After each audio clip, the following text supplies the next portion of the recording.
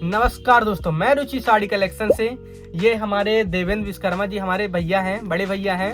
इनकी शॉप है सृष्टि general store से, जो आज से लगभग 10 सालों का एक्सपीरियंस इनको काम करने का।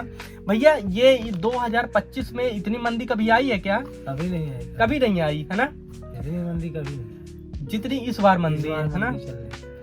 तो दोस्तों आप देख सकते हैं, हर व्यापारी की एक ही जुबान पे है कि मंदी है, मंदी है, मंदी है, व्यापार नहीं चल रहा। पता नहीं क्या हो चुका है लोगों को कि व्यापार क्यों नहीं चल रहा। लोगों के पास पैसा नहीं है, पता नहीं क्या है, पूरा मंदी का दौर छाया हुआ है।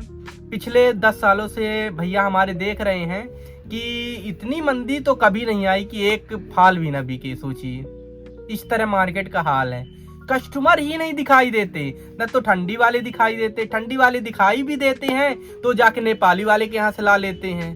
तो भैया क्या असर पड़ता है हम लोगों के मार्केट में यहाँ पे? हम लोगों के मार्केट में देखो ऐसा है कि जब इनकम लोगों के पास अब सीमित हो गई है, तो सब माल उनके पास जो है वो वहीं दे दिए, तो हम लोगों को क्या देंगे, है ना। सीजन बाई सीजन कहीं ये मेला कहीं वो ठेला में तो चला जाता है, और यहाँ के व्यापारी यूं ही रह जाते हैं। भैया एक सवाल है, जैसे आपका 10 सालों का एक्सपीरियंस है, तो पहले कैसा मतलब सेल होता था, टर्नओवर जाता था, अब कैसे जाता है? तो पहले की सेल में और की सेल में ज़मीन आसमान का अंतर है। पहले ये बाहरी लोग कभी आते थे, या ऑनलाइन वगैरह नहीं था, है ना, ये नोटबंदी वगैरह नहीं हुई थी, लोगों के पास पैसा उपलब्ध रहता था, है ना, तो धंधा अच्छा चलता था। डेली की इनकम मतलब क्या है कि अच्छी इनकम होती थी।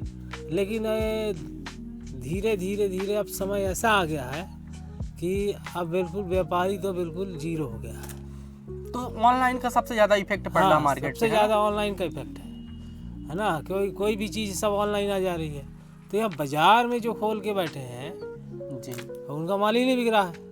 अब उनको इनकम कहाँ से है? वो भुखमरी पे आ रहे हैं और कर्ज पे लदे जा रहे हैं। भैया एक क्वेश्चन और पूछना चाहता हूँ, जो हमारे होलसेलर हैं वो भी रिटेल भी दे देते हैं कस्टमर को? हाँ देते हैं ना। वो क्या है कि रिटेल में कस्टमर को दे देंगे और वही रेट हम भी लेके आएंगे, वही रेट रिटेलर रेट उनको भी दे देते हैं, और तो फिर उसको डायरेक्ट वहीं से मिल जाता, तो हमारे पास क्यों आए?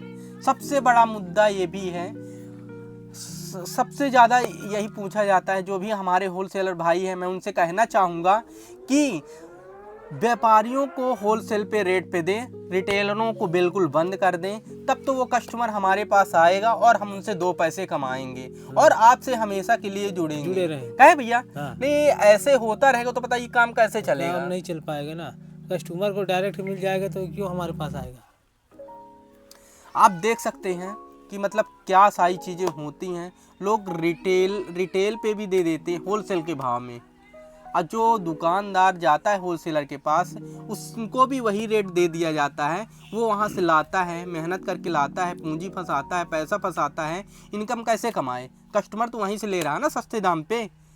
तो सभी होलसेलर भाइयों से निवेदन है कि आप प्लीज़ बिल्कुल मत दें रिटेलर को, और होलसेलर व्यापारियों को दें। धन्यवाद।